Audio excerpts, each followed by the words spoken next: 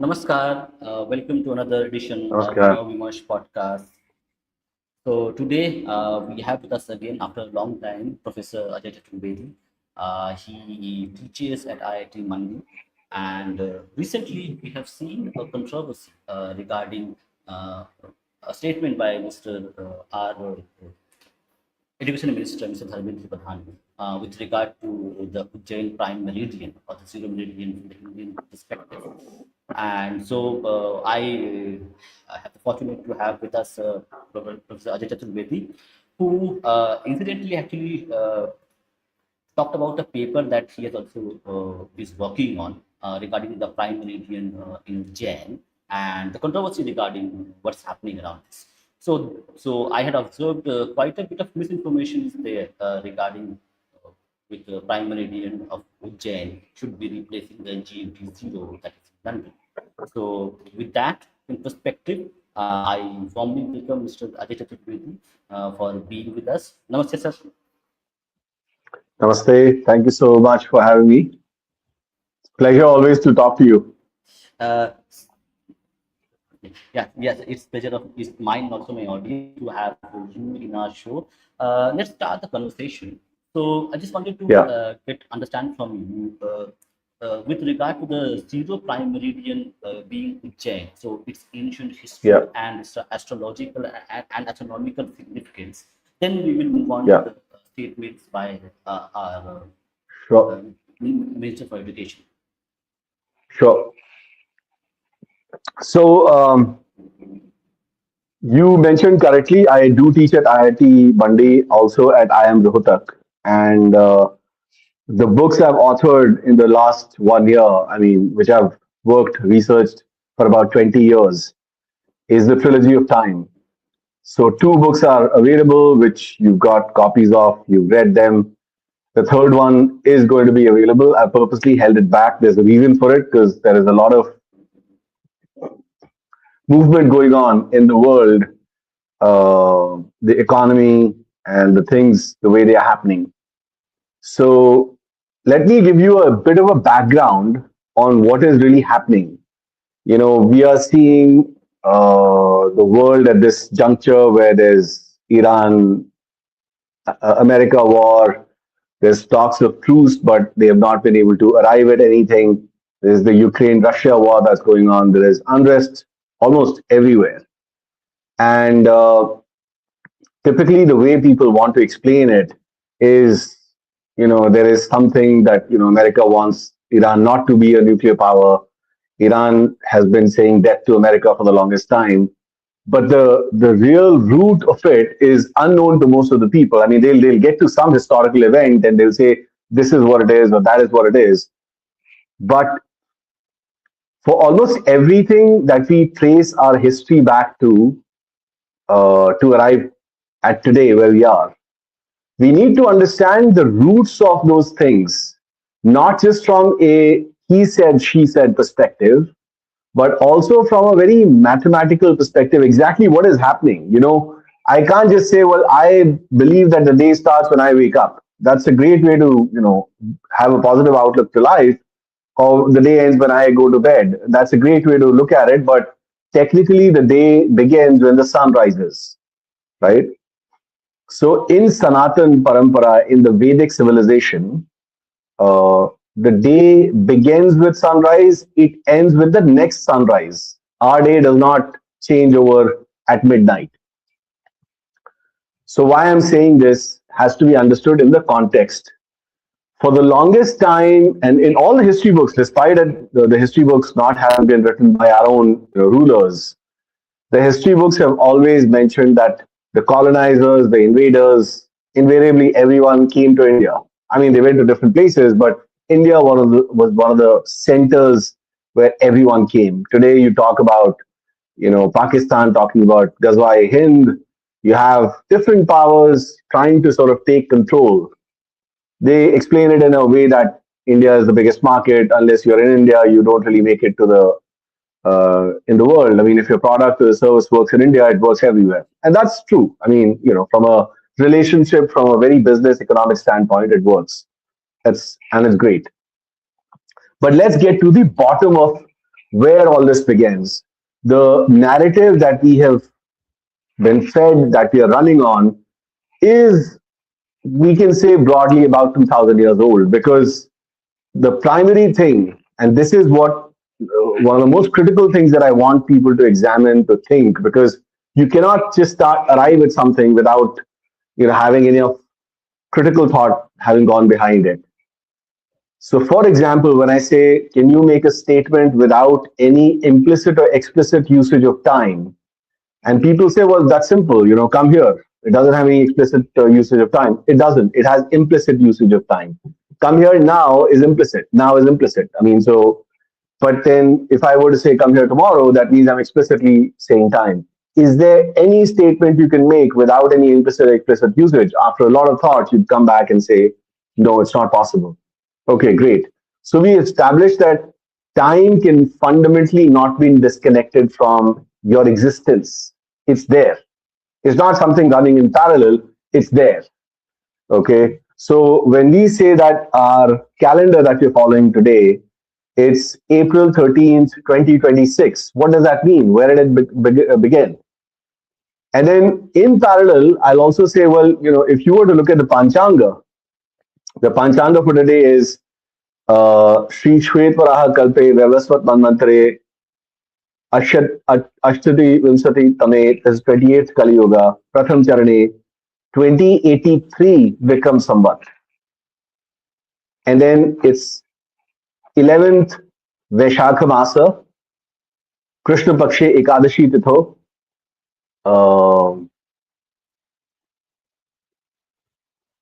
What's the nakshatra today? I've one second. We need to edit this one. Yeah. We can. 1 second. I'll just No problem. Yeah. But I'm just gonna tell you. So let's just edit this piece out, because when I say Dhanishta Nakshatra, that's what the nakshatra is. So when we say that specific, and you would wonder, that's your belief system, and we don't follow it, we don't believe in it. Technically, there is no belief in Sanatan Dharma. What we have is Vishwas. Vishwas is Shwas. It's a special kind of breathing. So you're able to tune in to the nakshatras, to the universe. That's what is connecting to the universe. The reason I'm telling you this is, a Panchanga has to be so detailed. You could tell the date in a second, but the Panchanga has to be understood, imbibed, and really sort of you're coming down, expressing this is your space-time coordinate. So it is a far more sophisticated way of denoting time on where we are. And then, in a typical Sankalpa, you'll say the entire Panchanga, then you'll say Bharat Varshe, Bharat Jambu Dvita, Bharat Varshe, Bharat Khande. I am, for example, in Uttarakhand Pradesh. So, you'll go on to like that, and you'll define the specific space-time. But you never find this happening in the Western construct, the current narrative that we're going through. And you begin to question. Something bigger can give, birth to something smaller, but it doesn't happen the other way around. You can't derive these tithis and nakshatras from purely just saying from 13th April 2026. I can't derive any of these things. But from a Panchanga, when I'm saying it, I can derive all these things. So 11th Vaishakha translates now from the format that we're going through to 13th April. So then you begin to question that invaders came to India, the colonizers came to India. You never hear of the Indians or the Hindus having gone abroad. They went for trade, for merchandising, but not otherwise. So now it brings me to a very important question. When you talk about 2026 Gregorian calendar, the current calendar that we're following, it began 2026 years ago, right? But 2083, it began 2083 years ago, which is 57 years older than the Gregorian calendar.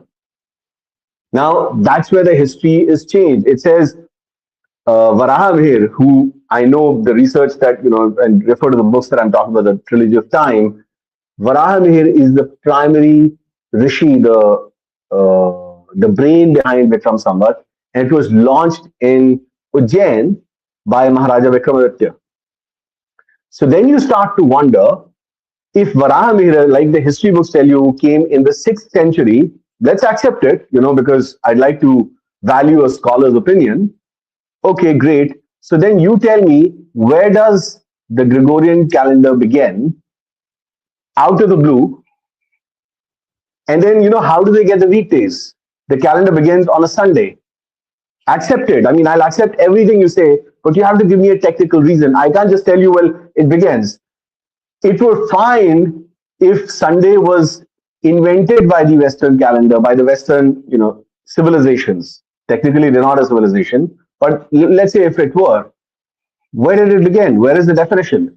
So when you start Googling, when you start researching, it says, Greco-Roman literature, the Greek mythology, the Book of Dead, Epic of Gilgamesh.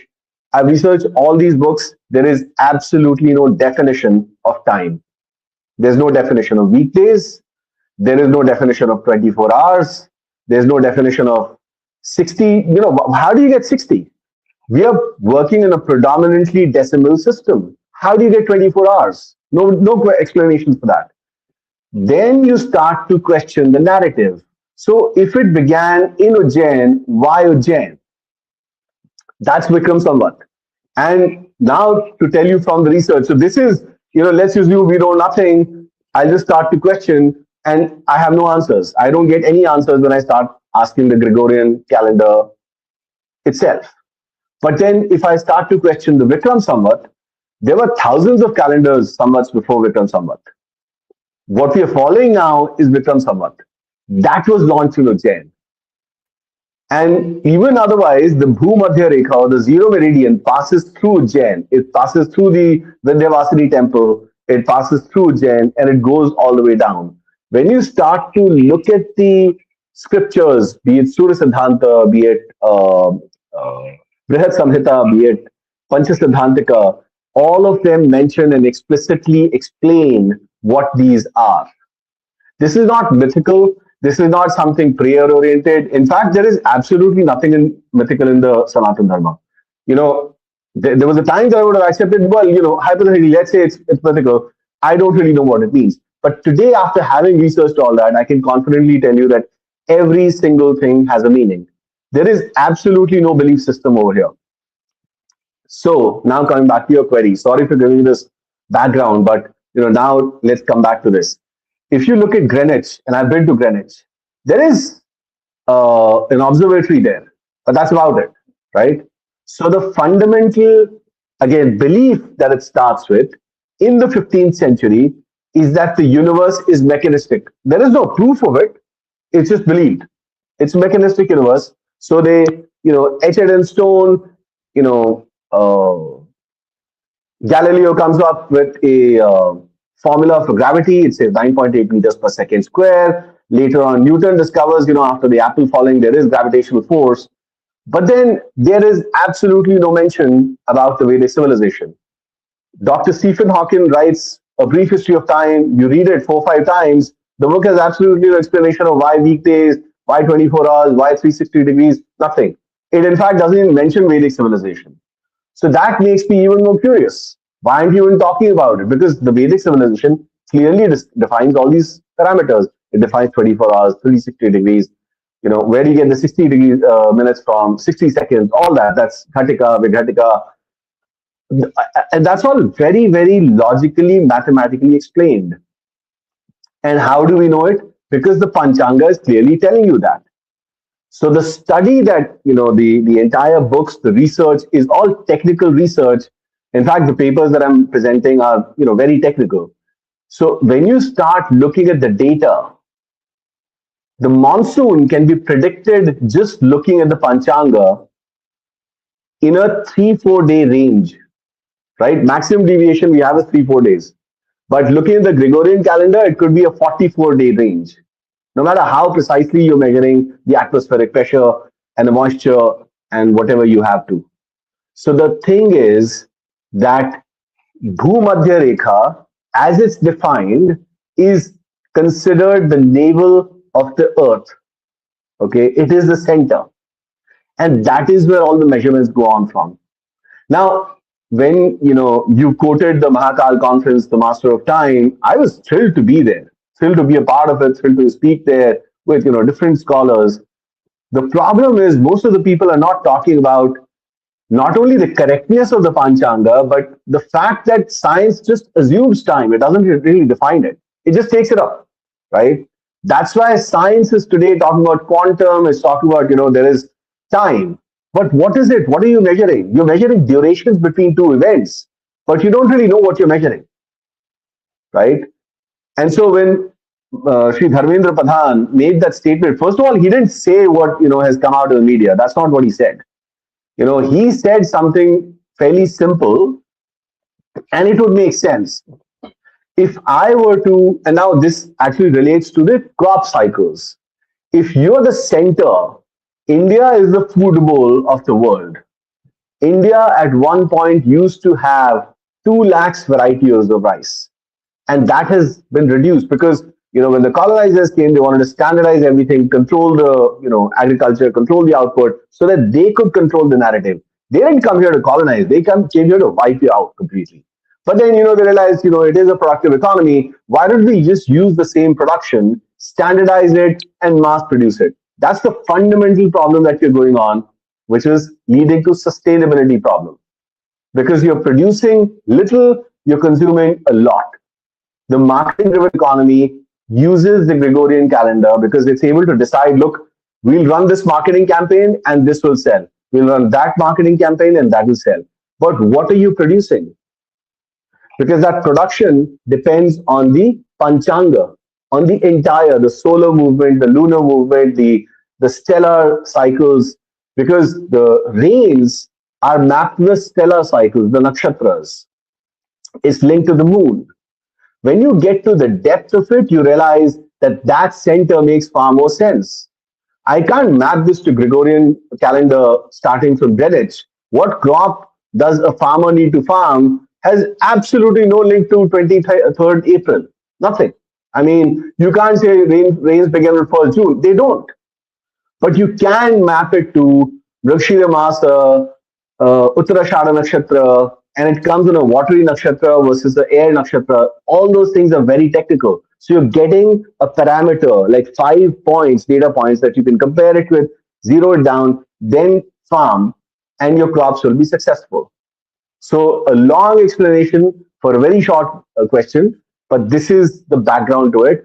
What Sri Dharmendra Pradhan said was very logical. It made complete sense to me. It was twisted out of context because, again, the same thing. When you start comparing belief systems, there are two primary belief systems that we have, Islam and Christianity. There's a belief, there's no understanding, there is no reality to it, you can't prove anything. In Sanatan, in Vedic, there is absolute understanding of what you're doing. So whether you're an atheist or a theist or whatever hell you want to believe in, you'll still focus back on time. We are fundamentally worshippers of time. For us, it makes sense to have the uh, zero meridian going from Ujjain because that is where Mahākāla is, the Lord of Time, the Master of Time. I mean, it sounds mythical, it sounds story-like, but it's not. That's because we've been conditioned for the longest time. Einstein says time is imaginary. I mean, he's probably talking about a very specific sort of an understanding. It is not imaginary. If it were imaginary, you should be imagining something totally different. I should be imagining something totally different. But we're not. When I say 13th April, you're obviously, at 13th April. So anyway, long answer for a short question, but that's the Yeah. explanation. Yes. So, just to delve a bit more on the controversy and the statement and the reaction which was there.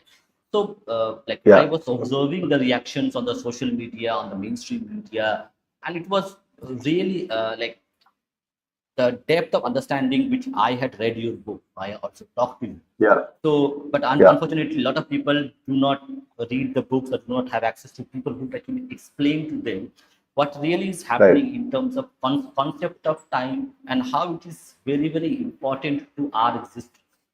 As you mentioned, right, in all our epics, yeah, we yeah, time is time is the denoter when and what happened. Like where yeah, it happened, it always has a nakshatra and other astronomical position there to actually pinpoint Yeah.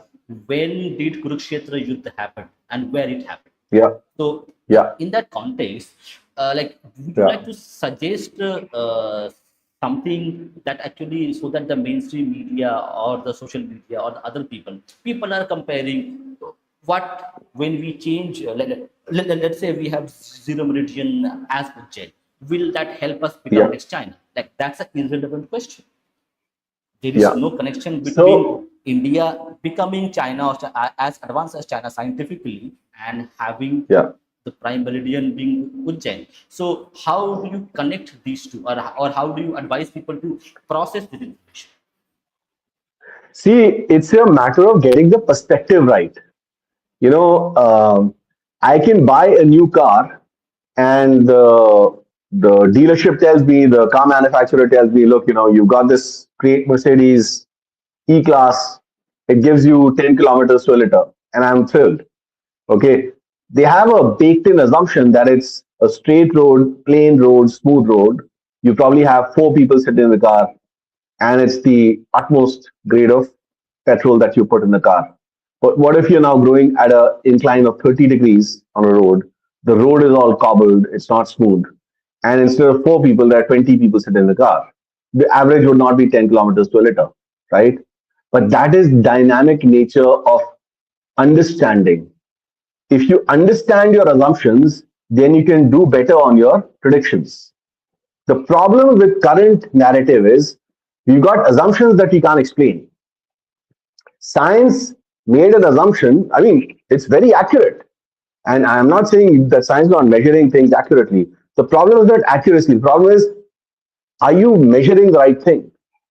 Because right now we measured the second perfectly, but what is second a part of? 24 hours divided to 60 minutes divided to 1 hour to 60 minutes. 1 minute is 60 seconds. But what is that 24 hours? Where does it come from? Right? When you go deeper into the Surya Siddhanta, the Vedic literature, you realize that 24 hours is actually a division of time. It's not the measurement of time. A civilization is only civilized, the society can only become civilized if they're measuring in tune with nature. If they're not measuring in tune with nature, you're not civilized, right? Because in order to be civilized, I need to be civil. Like, I'm giving you something, I'm getting something equally good in return. But if not, then you're not civilized. The only way we can do that is we are measuring in tune with nature. Now, NASA has said that the moon is receding by 3.8 centimeters every year. Okay, it says the sun is losing mass. You can go to the Puranas, you can refer, and it says the sun has lost 16 Rashmis, so it's lost 15 Rashmis since Swayambhu Manvantara to now. That means we've lost, 15 Rashmis of the 16. We've literally left with almost, and then the Manvantaras will start to go back. It doesn't talk about the moon. So if Sri Ram was born in the 23rd Treta Yuga, when you look at his birth chart, like it specifically describes Chaitra Mas, Shukla Paksh Navami, all the grahas were in Uchchasthana, right? The moon and Jupiter are in Punarvarshu Nakshatra, which is when Brihaspati is exalted. It's in the Lagna. It's a very specific, dictum, but it does not measure the position of Rahu and Ketu, which is the lunar nodes.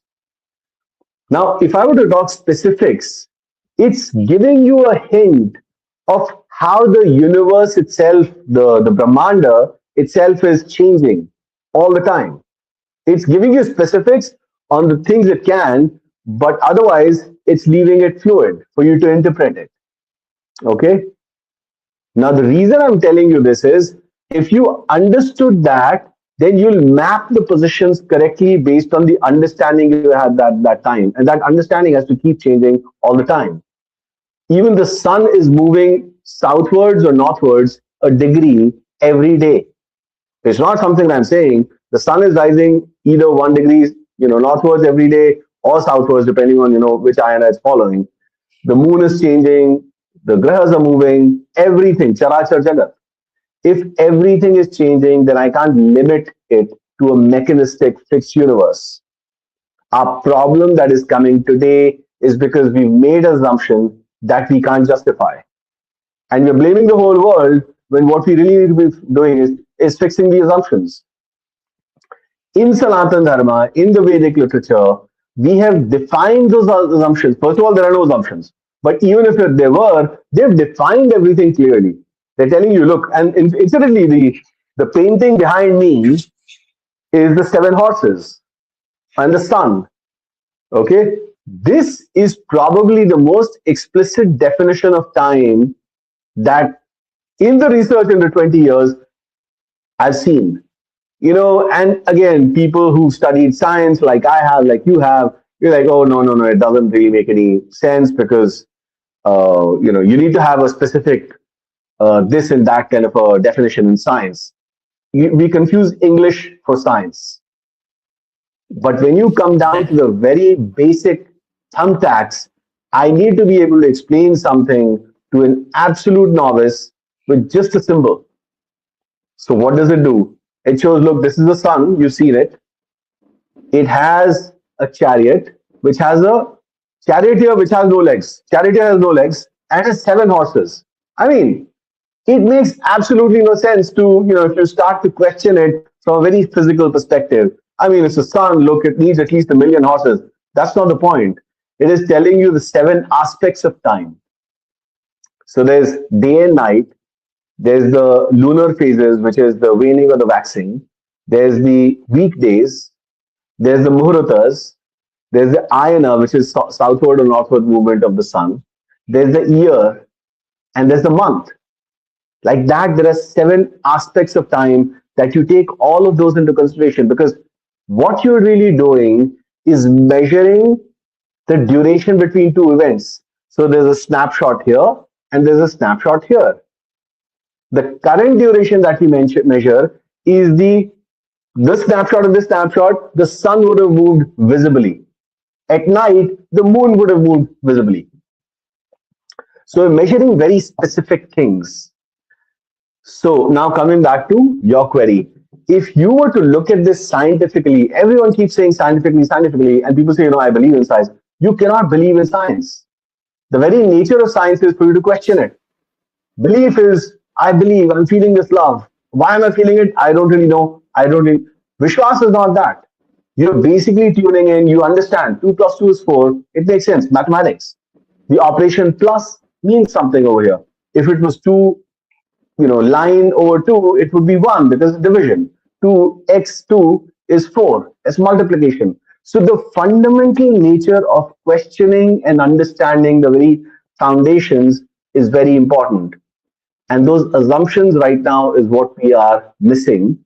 That is what needs to be redefined. So people are fighting this absolutely, misleading battle. In fact, they don't even know what they're fighting for. Right now, there are people who are opposing and they don't know what they're opposing. If the meridian were to come back to Ujjain, it will benefit the whole world.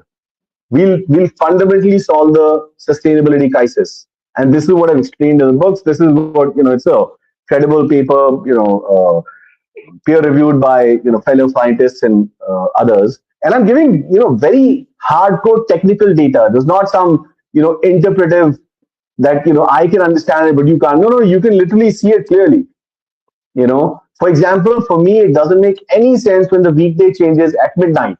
What's happening at midnight? Why did you change something? It has to change at sunrise. Look, there is a fundamental event that has happened in the nature. Sun has risen, so the weekday changed. It's linked to the seven grahas, right? Things like that. So fundamentally, what we are lacking right now is the ability to explain our assumptions, but we're fighting for it, and we can't explain it. That's why it's looking so maddening. Most of the people, especially the journalists, don't really understand. They don't have the patience or the time to go deeper into it. That's why I wrote the books. People want to be simplified. Well, I've simplified it. You can't simplify because that oversimplification is what has led us to this point today. Just assuming time. It doesn't make sense. Yes. So if I can just summarize what you had mentioned, what you have said for Yeah. 10 minutes. One is Yeah. that we have like converted our thought process while Yeah. the Surya Siddhanta or the Sanatan way of measuring time is Yeah. connect time with the environment or the nature.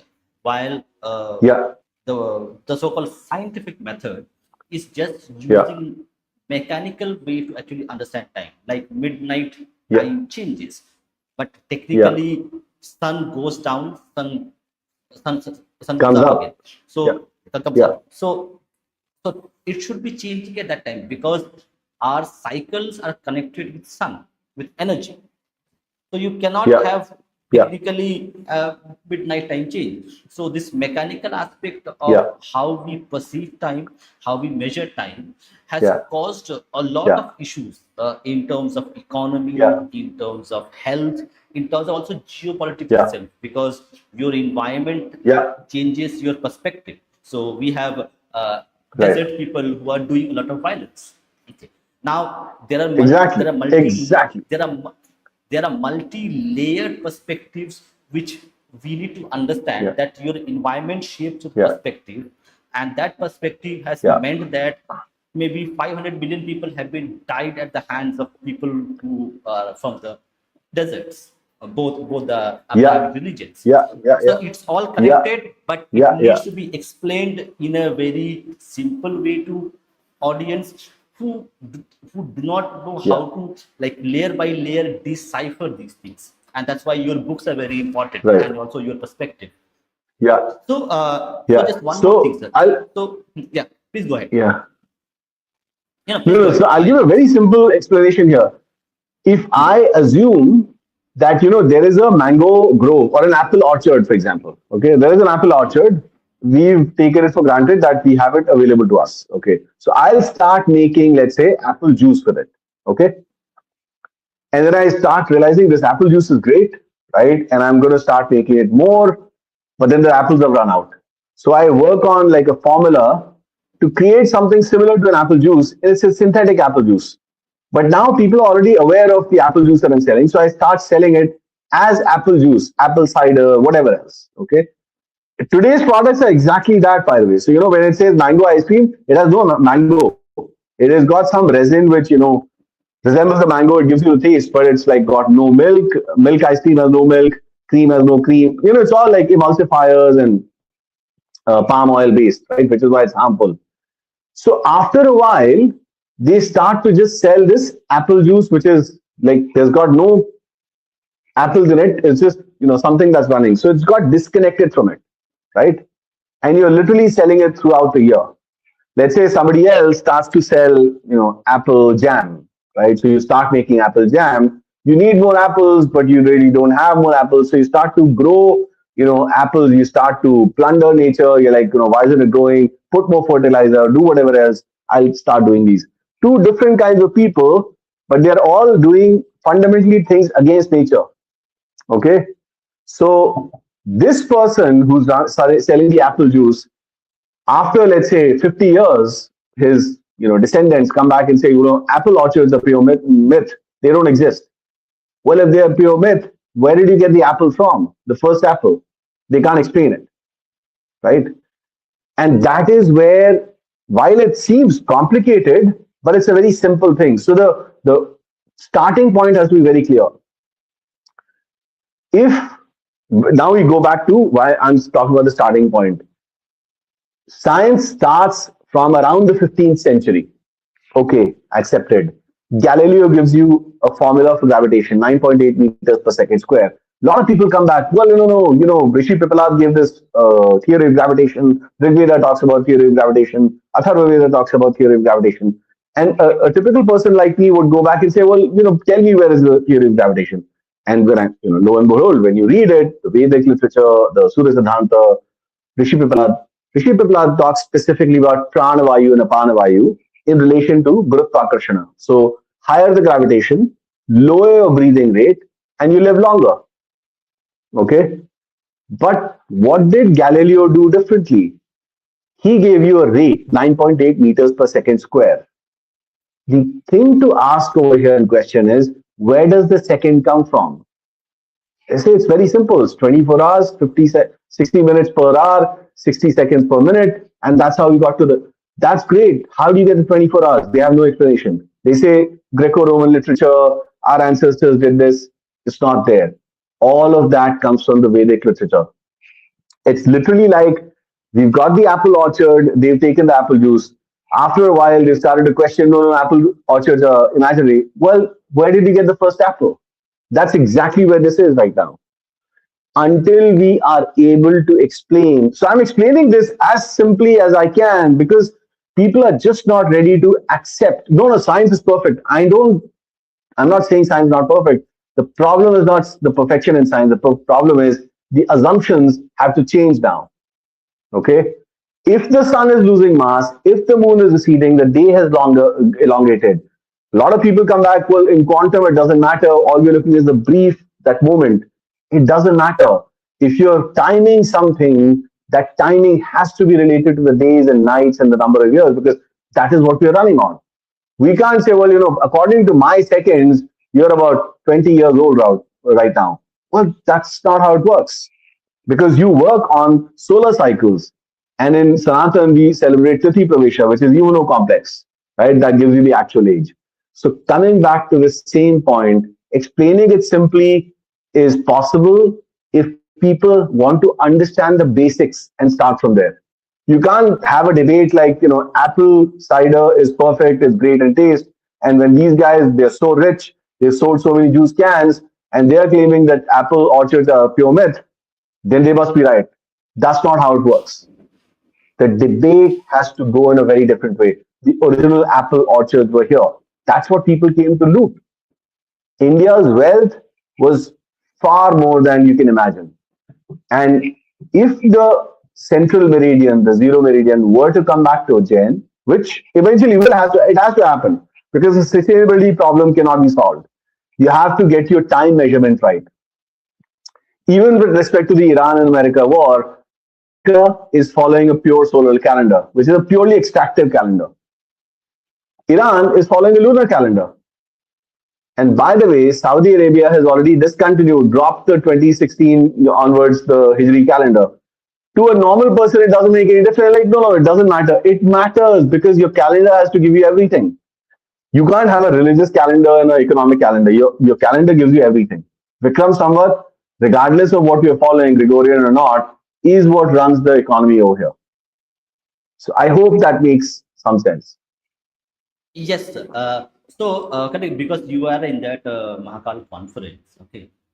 Yeah. If you, let's say, like you had to announce this news, or you had to, like, you are like addressing the media, what was done by Yeah. Mr. Dhruv Pradhan, how would you Dharmendra Pradhan. Yeah. explain it, in your way that this Yeah. controversy could have been avoided? Like, would you like to rephrase what Mr. Dharmendra Pradhan said, our Honorable Minister for Education? Actually, the controversy would have come up regardless because people right now are opposing because it sounds Hindu, sounds Vedic, we are opposed to it. But why are you opposed to it? Right now, the problem is that they're not able to understand. Like, for example, if I were to tell you, Islam cannot survive without Hinduism, Christianity cannot survive without Hinduism. They are fundamentally going to feed on something, right? The wealth creation is happening in India only. Again, this is a very, very controversial statement. It sounds like it, but it's not. If it were, right, if it weren't, a lot of people wouldn't be coming here. This is the market, this is the place where wealth is created from linked to nature. America has tech companies, that's fantastic. It's circulation of wealth, it's not creation of wealth. The creation has to be linked to production. The basic thing that we are proposing today, because look, again, this is not a single line solution. You're talking about, everybody is talking about sustainability problems. What is sustainability? We're spending too much, we're making too little. Great. In Hindi, it's called Amdani Athane Kharcha Rupaiya. Okay, fantastic. What do you really mean with it? If they are selling more meat, if they're selling more products, where are those products being made? Let me give you a very practical example. Look at FMCG products in the past 50 years. You can't name a single product, 60 years, 70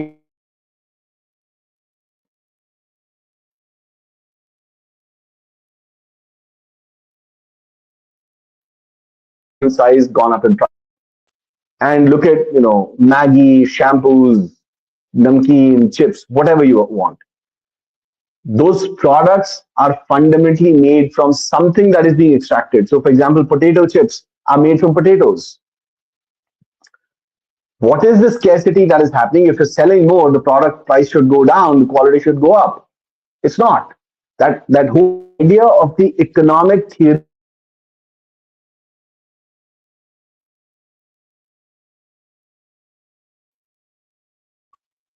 and it's running on marketing campaigns.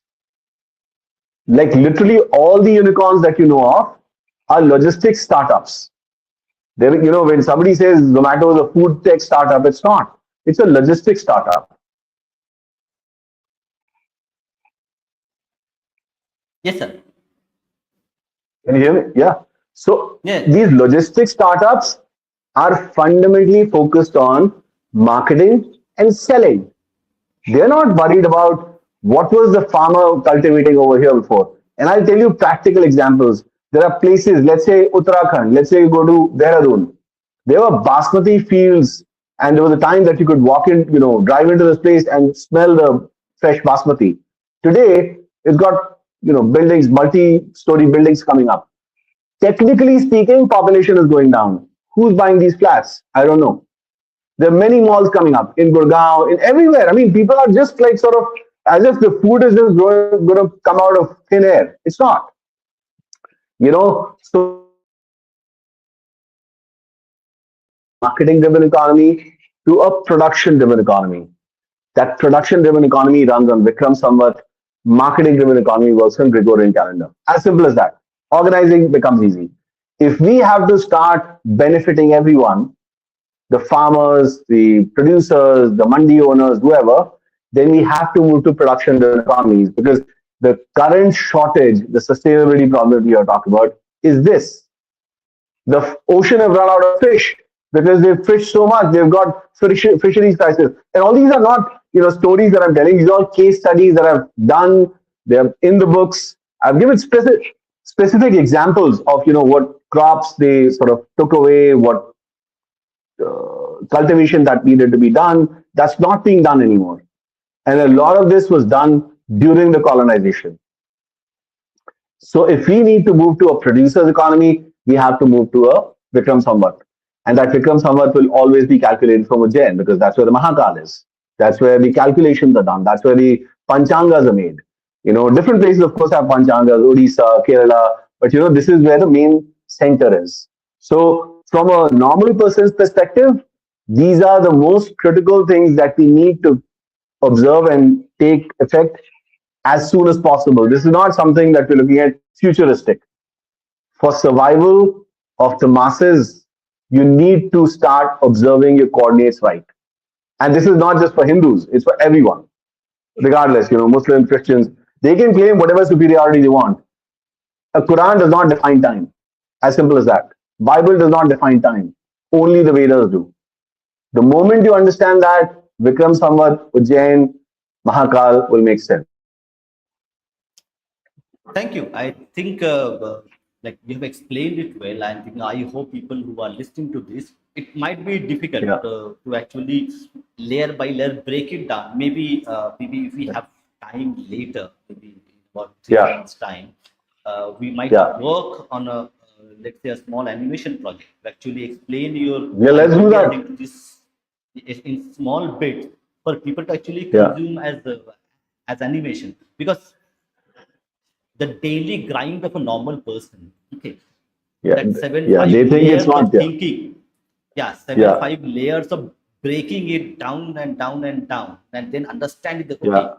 time is something which is like I give my example. Okay, to the Yeah. audience. Correct. I Yeah. have changed my job. Now I wake up at Yeah. 6 a.m. Go to office Yeah. at 9 a.m. Come back to Yeah. 5:30, and then do my Yeah. things and go to sleep at 10.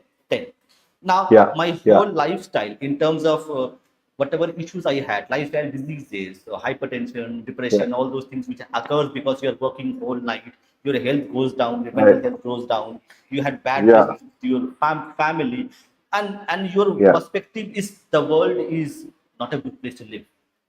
But Yeah. if you just sync your life with nature, Yeah. then the world looks Yeah. beautiful place to live. So that's Yeah. what a lot of like some person said to me, that only Yeah. dharma celebrates life. So for dharma, Absolutely. we need Absolutely. we need Vikram Sampat to come up Yeah. and also Yeah. re-engage ourselves, get in sync Yeah. with nature. Like you don't Yeah. have to drink apple juice every day. Drink it from January to Absolutely. March, You get January to exactly. Yeah. March, and then have Yeah. a mango. That have mango in April, and that's Yeah. how Totally. your body is attuned to it. Why you have to drink every Right. day apple juice for no reason? Right. So, for example, Hiranyakashipu, we've all heard stories of Hiranyakashipu. What is Hiranyakashipu? He's got enmity against Sri Vishnu. So he says, don't worship Vishnu, worship me.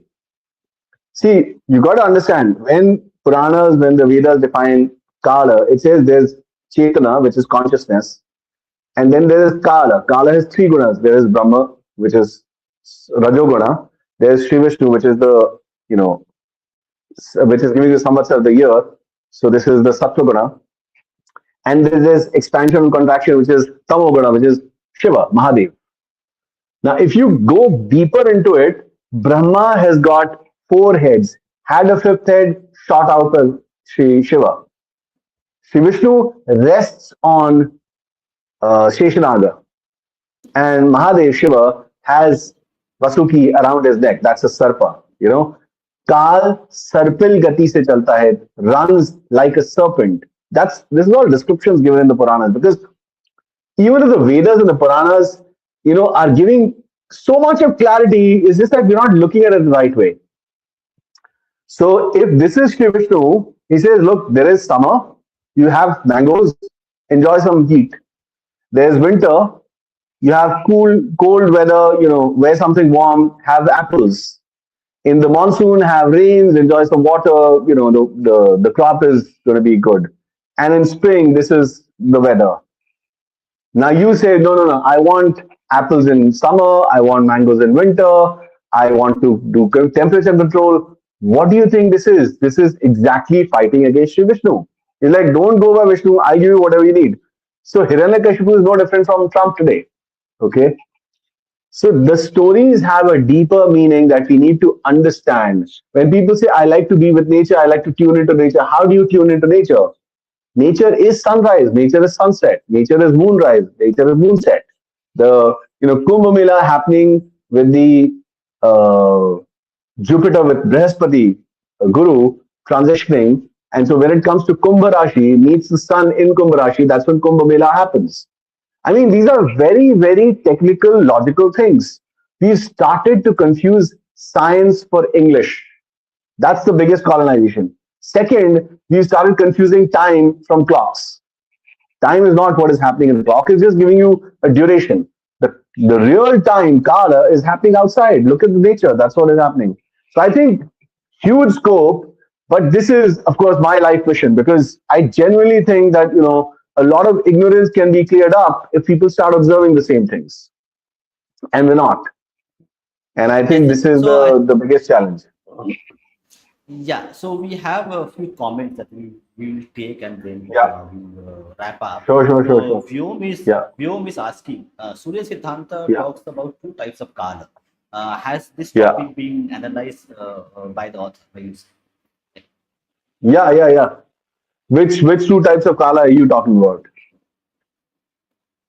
If Vyom is there, okay, I think he has. He says Mahakal and Khandakal. Yeah. Yeah. So, So the first, again, you have to understand perspectives, but in order to arrive at Khandakal, you have to start from Mahakal. That is what a Sankalpa is. If you were to ask me, does it matter to you, your forefathers and their forefathers and their forefathers were all in,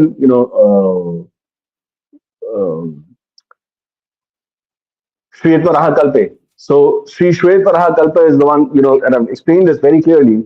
That's starting from Swayambhu Manvantara, Swayambhu, Swarochesh, and then it comes down to the seventh Manvantara, which is Vaivas Manvantara. In every Manvantara, there are 71 Chatur Yugas. In Vaivasvat Manvantara, 23rd Treta Yuga is when Ramayana, the one that we studied today, the one that we have access to, is happened in there. In the 28th Dwapar Yuga, is when Mahabharata, the one that we are introduced to, happened. We are in the 28th Kali Yuga Pratham Charana. So while the Mahakal is not important for us, but it's important for us to know where we are. The Khandakal is what is important. Hey, Bhupendra, what? Because you can say, let's have a podcast. What's my first question? When? The second question is where. You want to have like online, of course, podcast is online. So, the only question over here would be when. But if you were to say, let's meet, my first question is when do you want to meet? Where do you want to meet? And those are interlinked questions. So, Khandakal is important from a relationship perspective.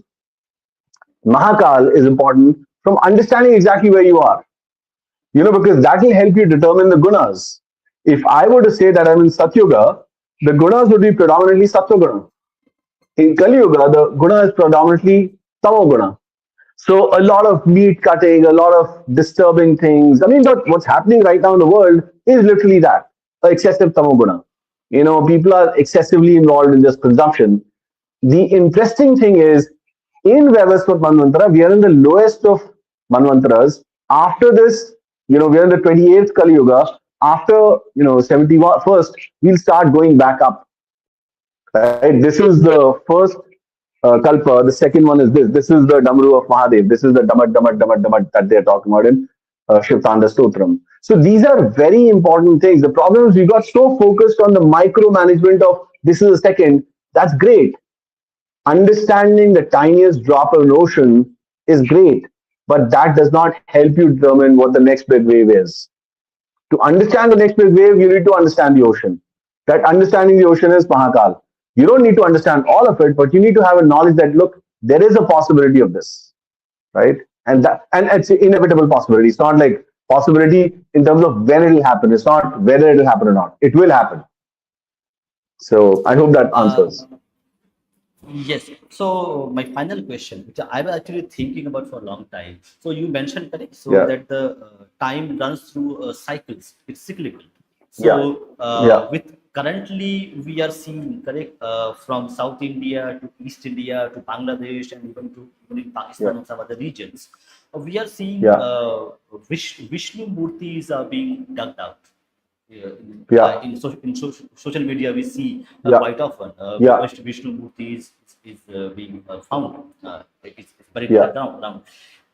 Is it something symbolic in terms of the change of energy, the change of cycle which is taking place, and now Bharat is $40 economy and it will become bigger and bigger. So is this a Sure. symbolic representation that the energy and the Kala Chakra is moving and Bharat again is going to become the center of the world?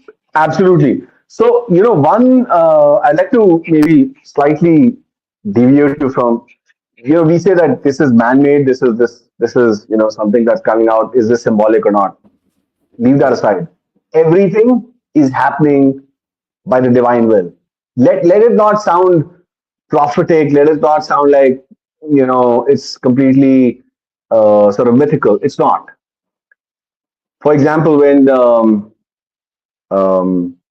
the terrorist who was found, he had a kalava tied on his hand. I Yeah, forget his name. yes. The Kasab. Pakistani was Kasab. Kasab was found. Their eventual goal was to just be dead and found with that kalava so that people would think it's a Hindu terrorist. But it didn't happen. Would you say that it's a divine will? Absolutely.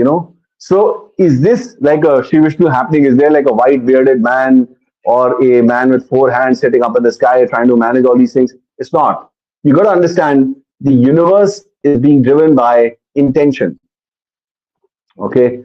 There's a flow that is happening, but also if you try to interrupt that flow, which is beyond your control, that the will, free will for me is this.